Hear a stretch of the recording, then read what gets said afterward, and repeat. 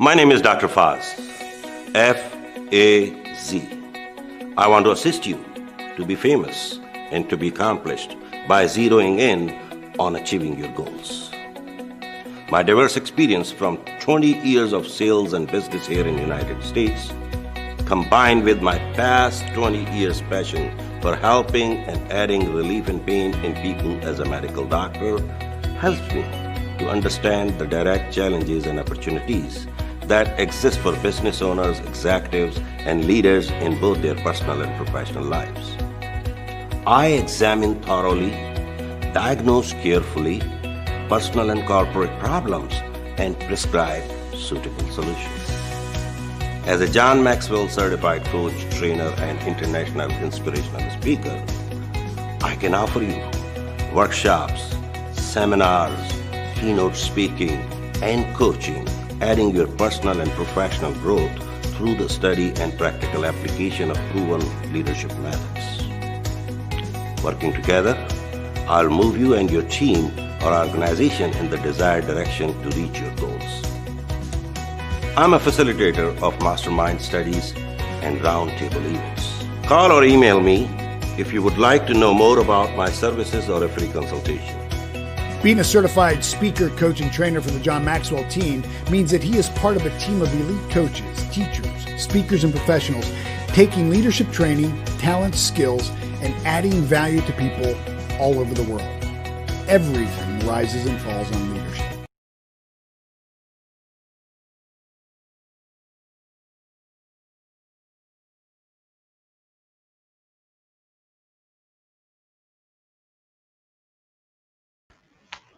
Good morning, good afternoon, good evening, assalamu alaikum, namaskar, wherever you are. This is your friend Dr. Faz with a new episode of Live with Dr. Faz. Hope you all are staying safe and healthy wherever you are. We always introduce you to a great guest who had accomplished so many things in their life so we can learn from them. My today's guest is an awesome personality. I know you will be enjoying this show. He's a politician. He's a libertarian for almost 3 decades. 2 terms he served as a chair of the party for Pennsylvania, once for U.S. Congress, twice for the state representative, and 3 record-breaking runs for the governor of Pennsylvania. He's a Toastmaster, achieved the highest award which anybody could get from Toastmaster twice, first time in 2005 and second time in 2020. He's a Distinguished Toastmaster. He's an author of a couple books, and actually his 3rd book will be coming out, which we'll be talking very soon. So please help me welcome one of my mentor and friend, Mr. Ken Krawchuk. Welcome, Mr. Ken. Thanks for joining me. Oh, thank you, Dr. Faz. It's my pleasure and honor to be on your show. It's definitely been a while. We didn't talk personally, but at least with this technology, we have an access to each other. And thanks for in my show, because this is a show where people try to learn something out of our guests, their experiences and their life experiences and their skills. And you are one of the most talented person in my friend circle. So I wanted you to be with us and tell us about a little bit your life journey. So let's start with a conventional question, which is an icebreaker as a Toastmaster, like we say, icebreaker. Tell me a little bit about who's Ken Krawchuk. Wow, where do I begin? There's so many things. First of all, thanks for those kind words about me. You make me blush. Thank you. Well, I'm a native Philadelphian. I live just in Philadelphia, Pennsylvania right now. Been here my whole life. My background, educational background, my degree is in physics. I went to a Jesuit university here in Philadelphia. And I am a geek. I got my first job as a computer programmer when I was 17 years old. Wow. The Bank of New Jersey. I was doing reporting for them. And I'm an information technology geek my whole life. I'm still doing it. I hold 3 United States patents related to database theory. That's some interesting stuff. And also, I guess on the professional side, that's probably about it.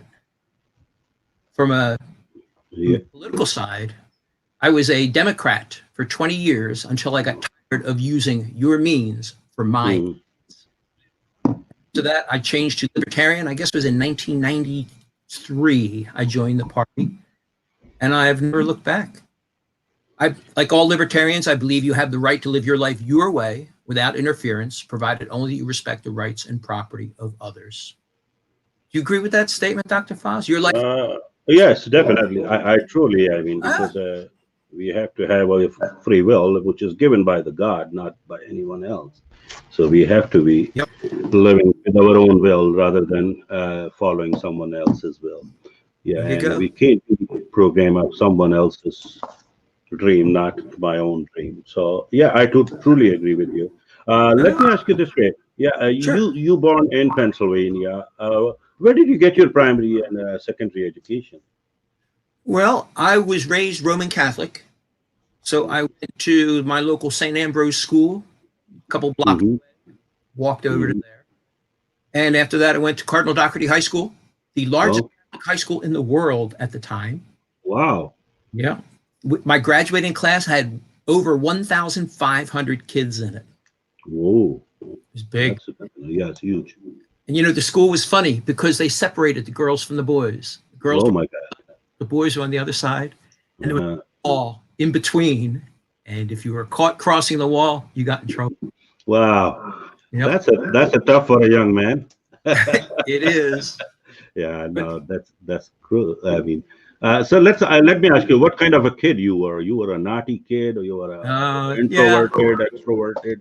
What kind? I was the black sheep of the family. I have 3 brothers, and I was always the one who was different. I was always doing different things. I would always build these little devices. Some of them would get me in trouble. There was it just had it was a box with a button on it. If you push the button, the box would start ringing, and there was no way to turn it off. Oh, so I was a troublesome kid. No, definitely. I mean, that makes you more intelligent and more competent. When I believe in that. If you are a naughty kid and if you make some like extrovert activities, means you got very creative mind. Amen. You have to follow your own path. Yeah. So no, that's awesome. So let's talk about you got. Where did you go to the college? I went to St. Joseph's College in Philadelphia. Oh my God. A Jesuit organization, institution, whatever the word. And the Jesuit education is very, very comprehensive. About religions around the world. I learned about deep history of the Bible, history of the world, history of other religions. So many things. I had a French teacher who I met individually, and I c'est bon. Yeah, because my daughter graduated. She did her master's from there, and I know what an awesome. Yeah, from St. Joe's. Yeah, good school. Oh yes, definitely. So let's go to the second phase. But then you started as an IT consultant. Well, I was already an IT consultant when I was in high school. I started in 12th grade, senior in high school. All through college, I worked part-time for the United States Navy. I would keep track of satellites in orbit. That was pretty cool. I had a secret clearance. Also worked with putting together a compendium of naval aviation. On an old IBM 360 computer using COBOL, Fortran, CL, ancient stuff. But it was good. It was challenging. And for a college kid, most college kids are worried about where are they going to go to work when they get out of college. I already had a job. I just stepped into it full time when I left college. Wow. So, let me ask you this way. You were already in a practical life, in other words, before even you graduated. You were making money and you had all that. So, do you think money, when you started making in a very early age, got any distraction in your life? Well, you know, that's interesting because it goes back to the way I was raised. My father was a factory worker. I was one of 4 boys. Grew up in a small row home in North Philadelphia. And we didn't have much. I would go around on trash night and I would trash pick other people's stuff so I can get my little electronic equipment, things like that. I knew the value of $1. Oh. So now all of a sudden here I am, computer programmer making good money. And it was a big change for me. Wow. Yeah. So first thing I did was got myself a motorcycle. Oh, wow. Yep. Yeah, that's a good way to start. Yeah, I had one motorcycle when I was young. Yeah. But let me ask you this way. I mean, when you started making money, and also you know the value of money, why people say still the money is the mother of all the evils? Do you believe in that? No, I don't. Money is what allows you to interact with the rest of the world. Money is like fertilizer on a field. It lets you grow in the areas that you really need to. So instead of me trash picking parts, now I'm able to buy them. Instead of making do with what I have on hand, I'm able to actually tailor the things I'm purchasing to make it come to pass. So whatever it may be, it's like I said, it's a fertilizer. It's not. One thing about money, the person who has money, their character has to equal. Because if your character is low, the money is going to destroy you. Yeah. You have to meet the quality of your money. If you have a lot of money, you have to be a person who can match that money. Of course. Otherwise, it's going to destroy you. There's a story here in Philadelphia we tell about a South Philly boy named Joey Coyle. Bag of money fell off the back of one of these armored cars. Yeah. He had more money than he knew what to do with. He was lighting cigarettes with $100 bills. He was handing out. Oh, wow. That money was gone. Yes. In months, just a matter of months. Yeah. Joey Coyle's character did not match his money. Yeah, you have to be prepared to get this, and you have to be mentally at that level to receive that. Correct. Yes, exactly. A lot of time people just hit the lottery and they can't sustain it. That's right. Yeah. It's another good example. Yeah, exactly. No, that's a very good answer too. So let's talk about what stage of your life you realize that you need a better communication. Let me ask you this. It was Foz. I never thought I needed communication. I was a North Philly boy. I had attitude. And if you didn't like what I said, too bad for you. And I was a geek. So I hid behind my keyboard. I was a great programmer. I didn't have to deal with people. I didn't have to deal with the world. All I had to do was make sure that the computer would do what I wanted it to say.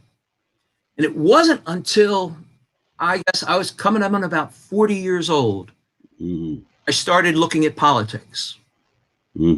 Politics, you just can't say what you want. You can't insult people. You have to be a little more diplomatic about it. Yeah. So I found myself in a situation where I was standing up in front of people and talking. I couldn't do that.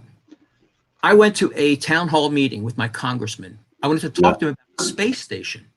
When I stood up, Foz, I couldn't talk. I got an asthma attack. I was so scared to stand up in front of all these people and my congressman. I was terrified. It wasn't until I was at another political meeting where I had to get up and say a few words.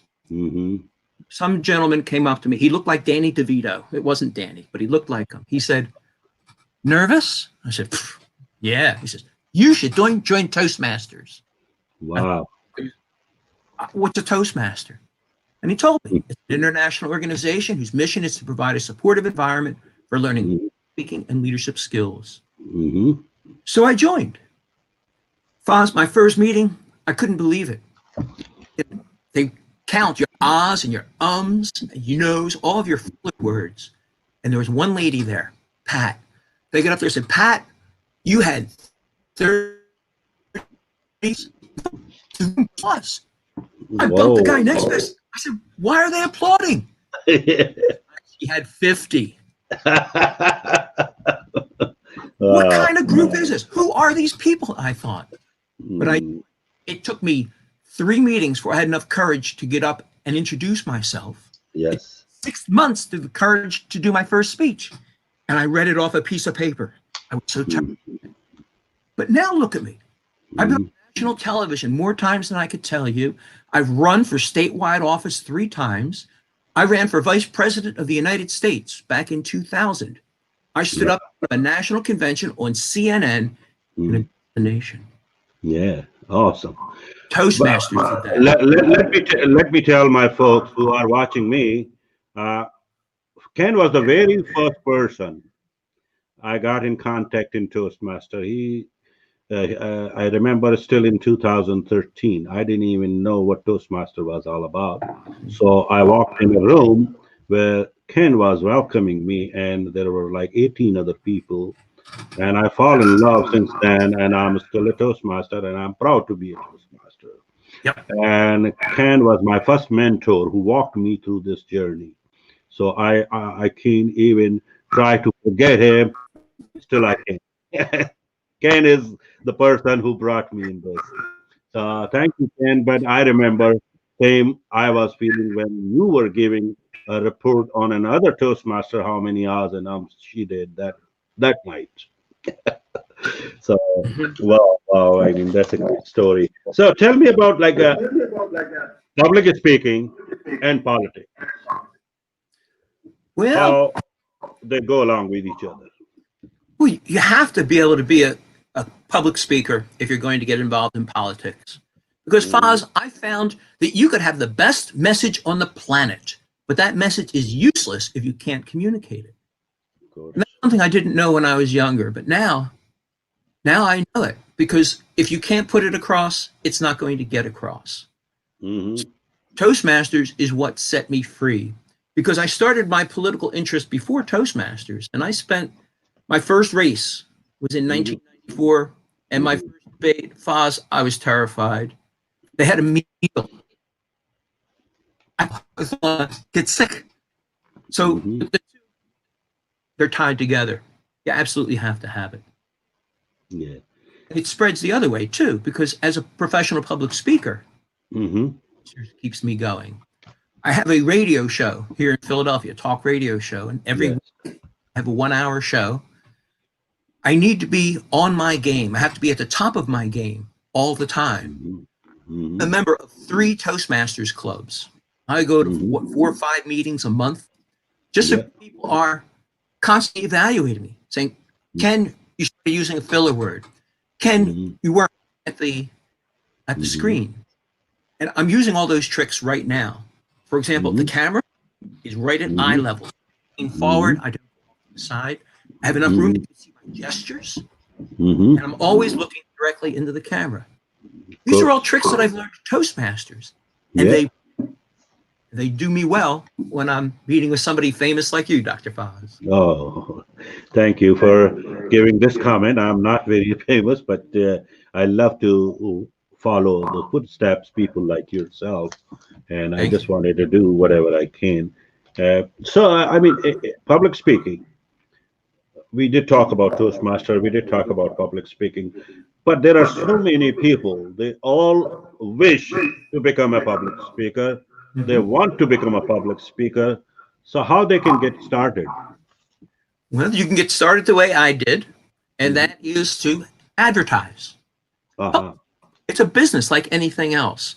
If I'm a computer programmer, I just don't sit there waiting for somebody to call me. You have to go out to them. Okay. If you're going to go out to them, you need a list of the speeches that you did. For example, I speak obviously on politics. I speak on Pennsylvania state history. I speak on camping. I'm a big outdoors person, so I speak the great outdoors. But the best way to get yourself started is to write a book. Oh, wow. Because if you have a book, I'll do book signings. People want you to come up and talk about your book. And my first book, finished it in 2011. Foz, in 2015, I was invited to a convention, book signing It was in Acapulco, Mexico, in the middle of winter, where it's 5 degrees. Yeah. Expenses paid. Wow. Yeah. So writing a book is a great way to get involved. But first of all, make your business. Have the things that you want to talk about.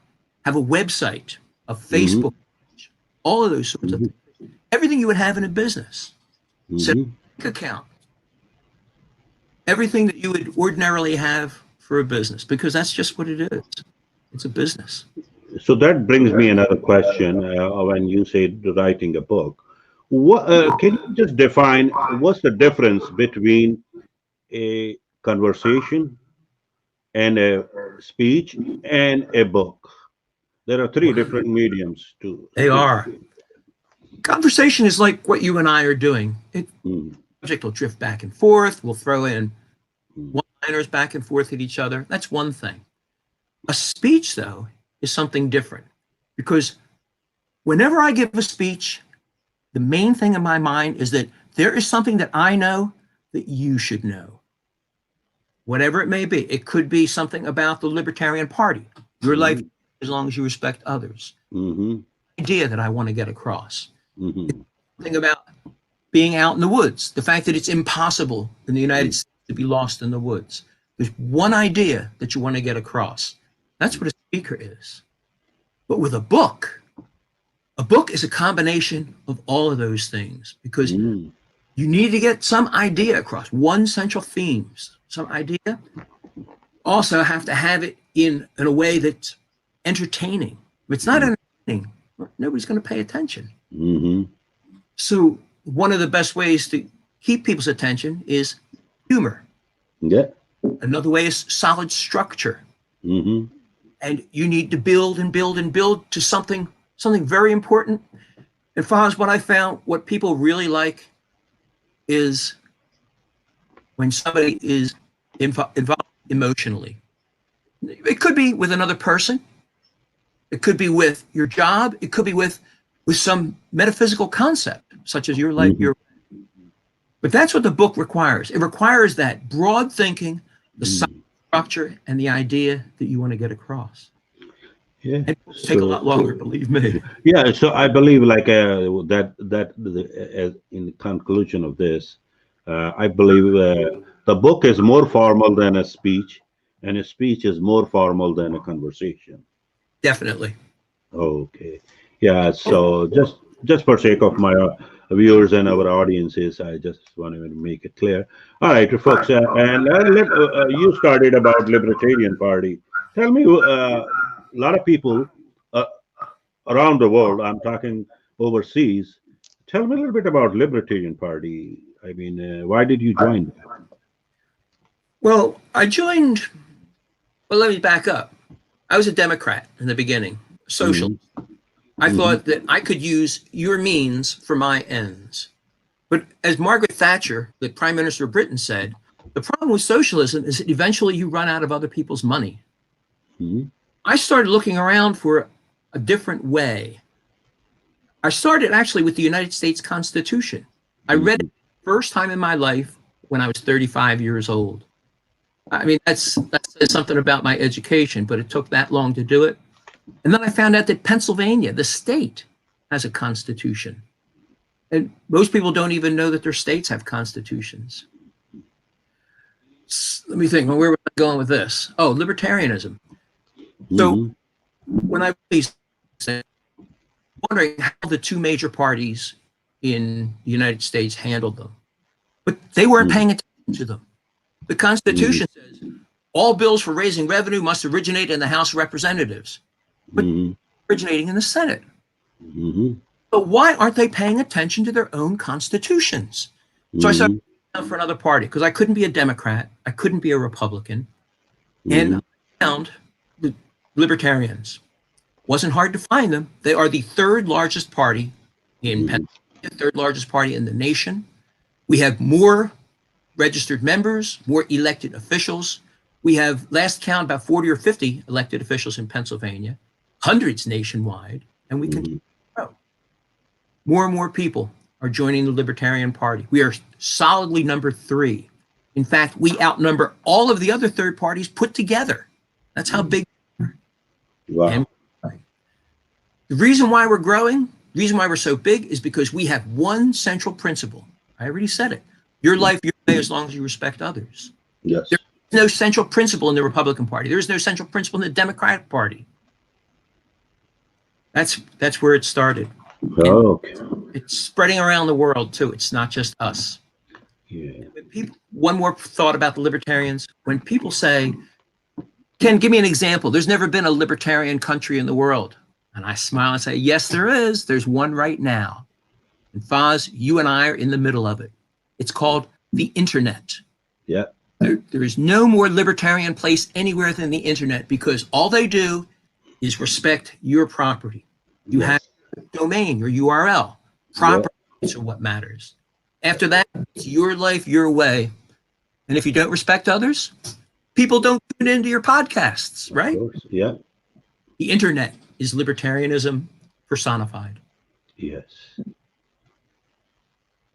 No, that's awesome. Because right now, tomorrow we have our election here. Oh, yeah. And obviously, it's a big battle right now among both the parties. What do you think? Give me your predictions. What will be the result? Do you think there will be like everybody's claiming that somebody's going to rig this, somebody's going to rig that? What do you think? What do you think? As a politician. Well, first of all, Foz, excuse me for correcting you, but I'm not a politician. That's because I haven't broken a promise yet. Once I break a promise, then you can call me a politician.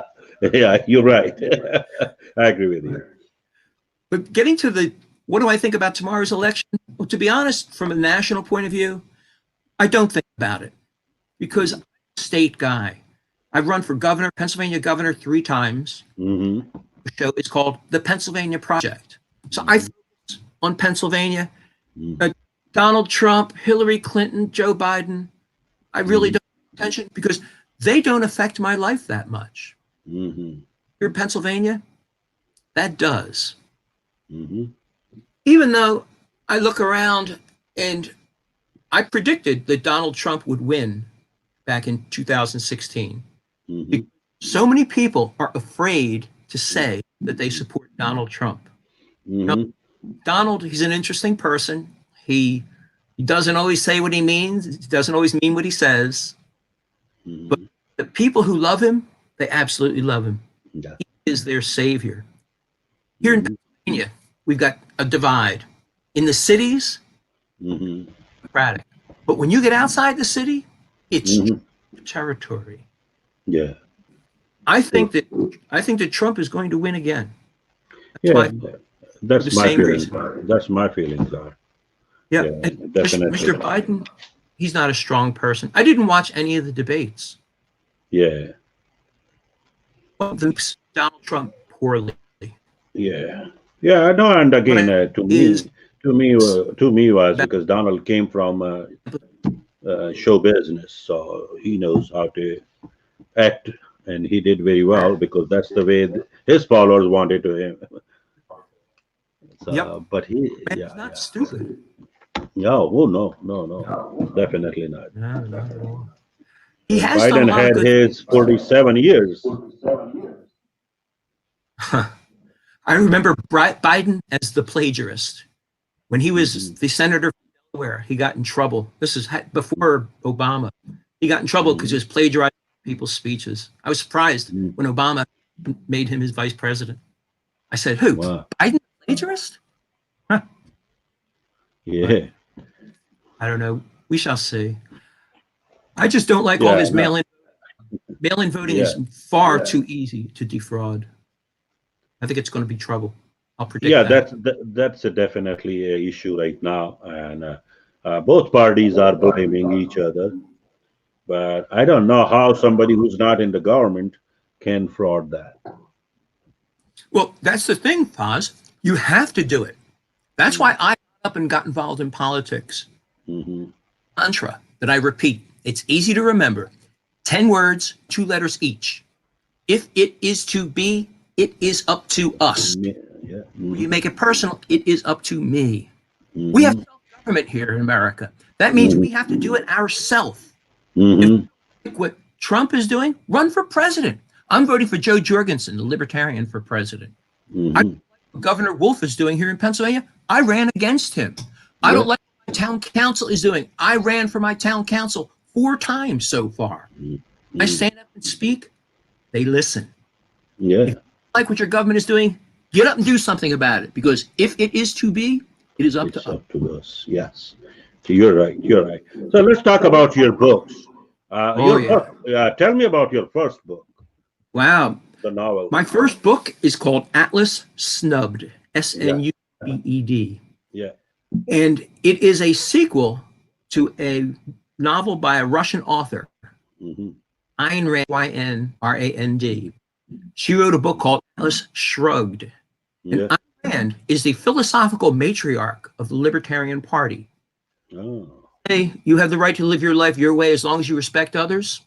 That's paraphrasing part of her book. Her book was wonderful, except she made a few mistakes here and there. She's very cold to charity. I was, it's a great book, Atlas Shrugged. She got some things wrong. Somebody should correct her. And my wife said, why don't you do it? Yeah. So I sat down and I wrote the book where it points out how we can help people without using taxation, how we can regulate business without forcing them to do things, how we can have court systems that are all voluntary. It's an Atlas Snubbed, and you can go to my website, atlassnubbed.com. Yes. It took me 9 years to write it, Foz. It's a big, thick book. Yeah. No, but that's the point. Yeah. How about the second one? Well, the second one is about to be released. I just sent final copy this morning to my editor. It's It's called No Dogs on Mars. Oh, wow. Interesting. It's a science fiction. 30 years in the future. It's when I'm wearing a SpaceX shirt. SpaceX is a rocket company. They're building now a Mars rocket. This is a story about when the Mars rockets are going back and forth and we're colonizing Mars. It talks about how the starships work, how Mars works, not just the devices. It's also Mars, how Mars rule, and it goes back and forth. And it's also a thrilling tale. At one point, I don't want to give away too much. No, I guess I don't want to give away all. You could visit my website. It's called astarshipstory.com. We are also on Facebook at A Starship Story, facebook.com/A Starship Story. But it's all about what happens in the days of ships going back.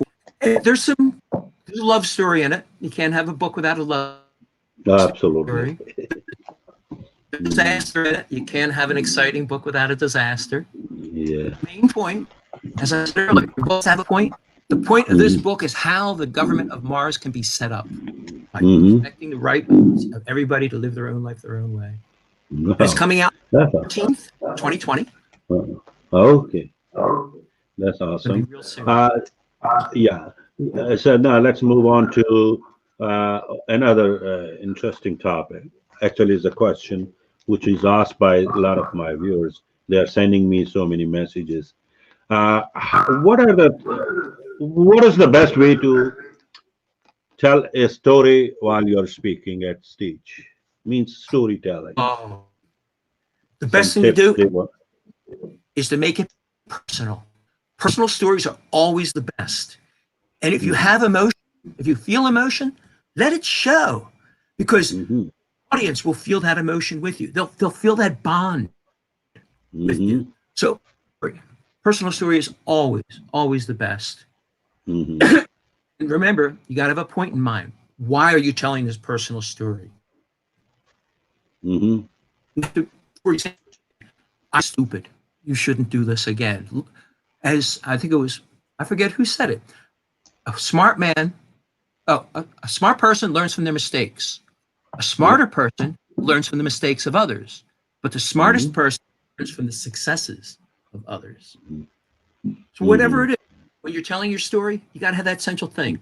Why are you telling this story? What do you want the people to know? But how you personally learned it, that's what people can do. Yeah.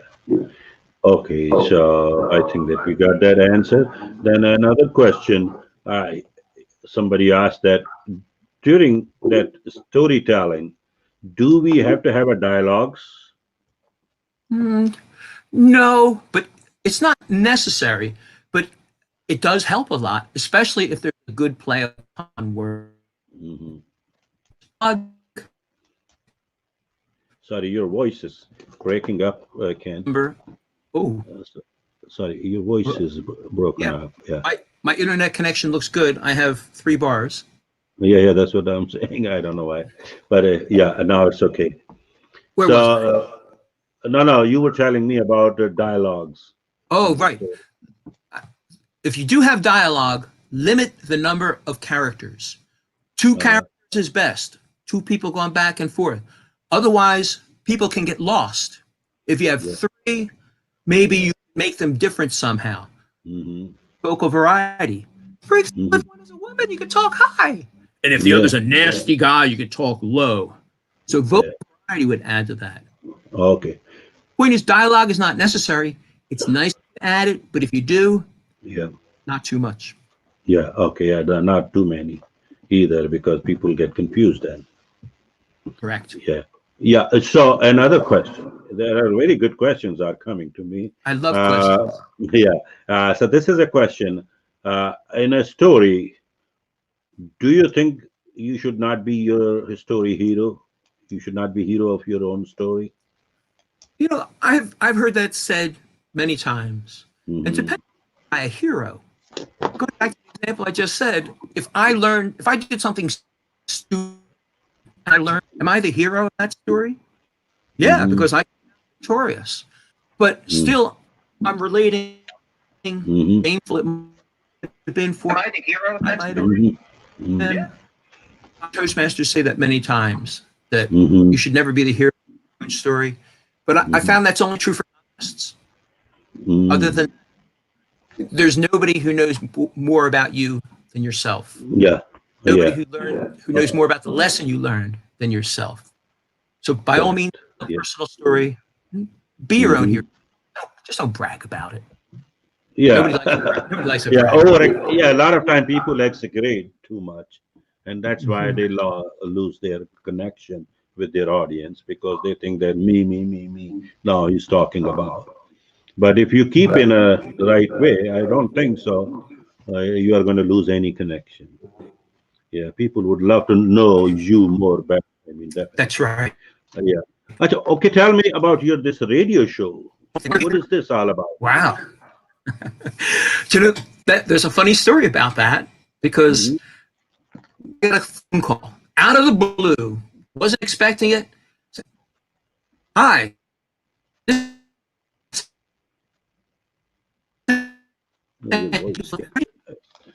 What? What? How? You got it? I'm sorry. Your voice. Oh, testing 1, 2, 3. Yeah, 1, 2, 3. Now you're there. Good. You go. I have a good connection here. Okay, so the radio show started where I got a phone call out of the blue from the station manager at WWDB Talk Radio in Philadelphia, and he said, "How would you like your own radio show?" What would I say? Anything you want.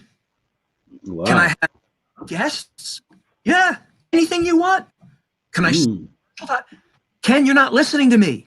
Anything you want. Boss, I was blown away. So what I did is I sat down with my political advisors and said, we can do something with this. So we figured we had to put together some kind of a show. So we call it the Pennsylvania Project.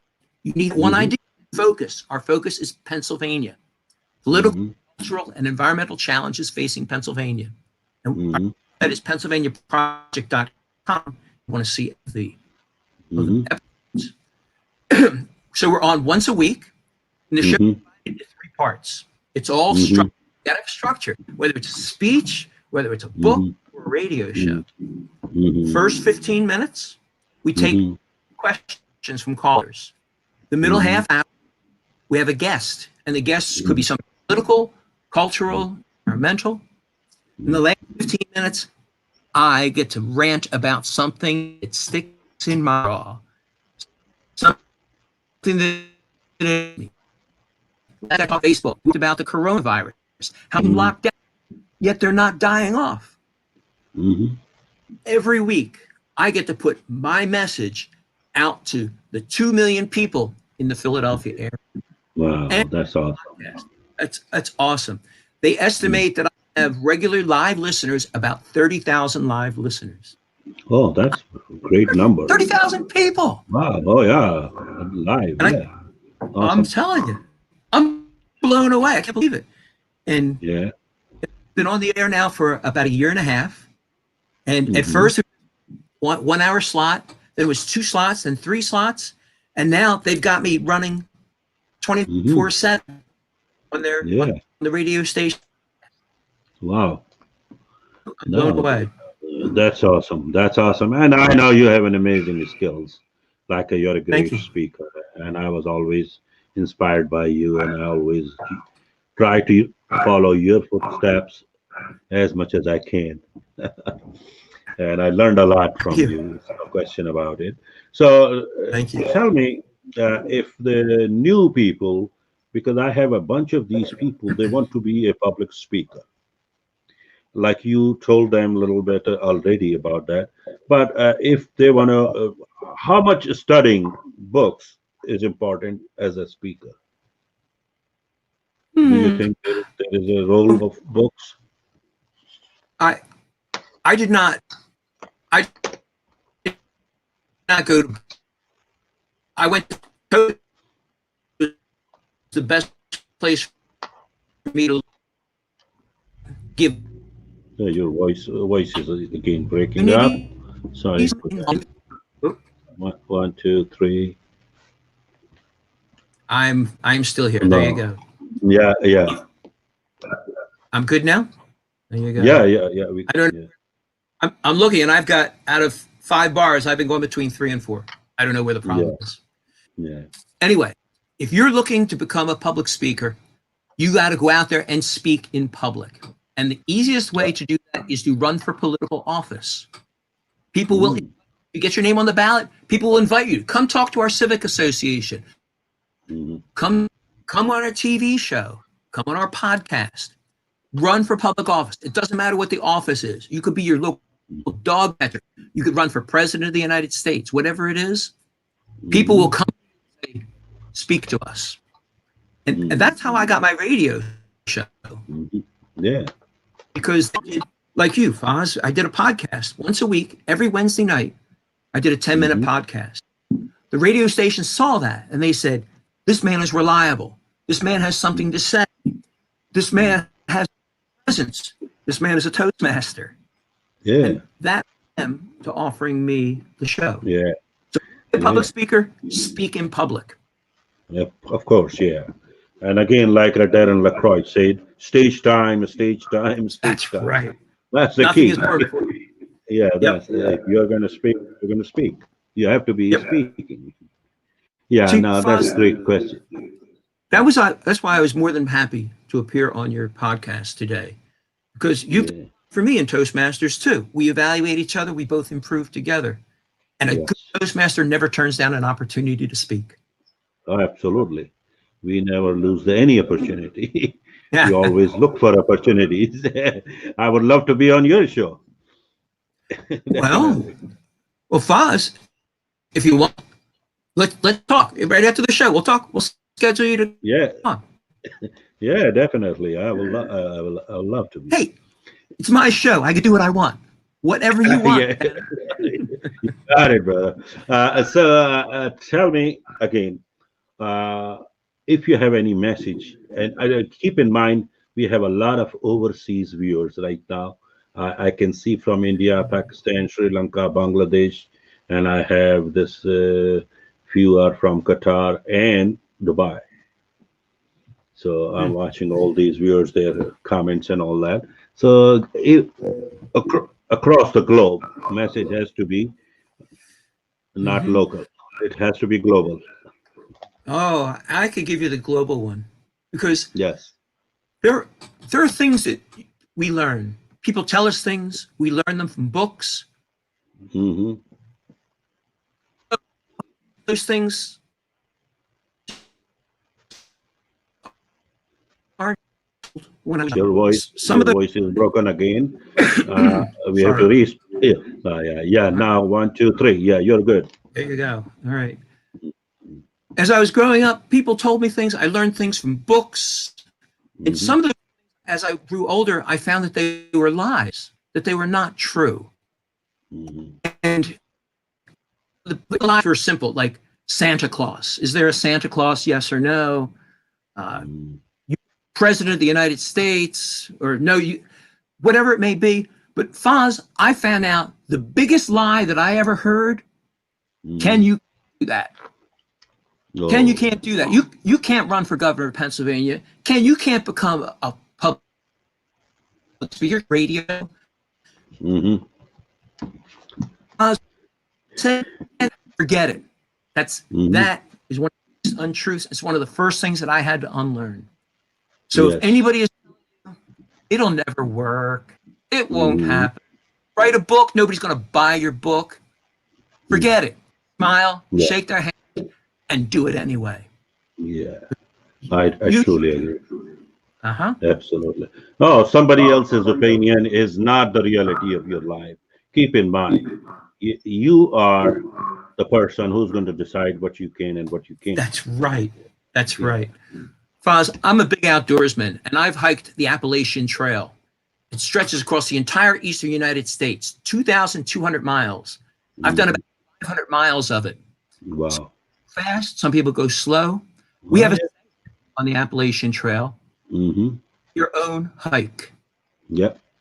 And that's one thing, hike your own hike. That's what people should take away. Whatever your truth is, whatever your plans are, whatever your dreams are, hike your own hike. Don't listen to other people, especially yes. That's a great message by Ken. Viewers, now you heard him. What a great speaker he is.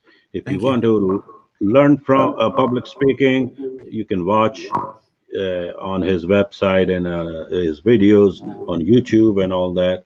And you can see a difference between a good speaker and an average speaker. And I always try to learn from his speeches. And also I get mentoring from him. And luckily my mentorship is free.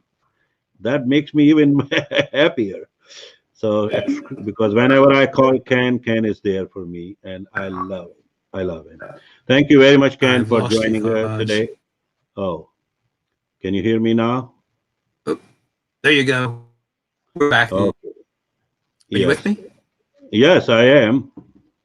So viewers, Ken is my mentor, and he's always there whenever I need it, and whenever I ask him, he always tells me to do certain things, and that's why I love him. And whenever I need it, I ask him, and he guides me, he walks me through. And obviously, he's a great leader. He's a great speaker to follow. So thank you very much, Ken, for joining me today. And it was truly a pleasure to have you on my show.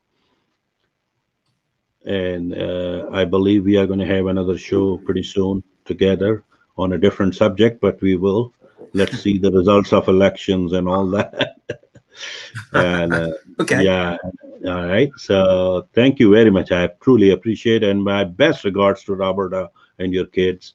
And please. Congratulations on the new about to be born. Yeah. Again, our voice has a little problem, but sorry. Now you're good now. Okay, and congratulations on the upcoming grandkid. I was saying. Oh yeah, thank you very much. I appreciate that. Hopefully everything goes well. Yeah, yes. But yeah, and Ken and me has a little relationship, and I know his wife and kids and all that. So it's really a pleasure to have a friend like him. Thank you very much, and we'll see you very soon. Okay, thanks again, Dr. Foz. And talk to you about coming on the show.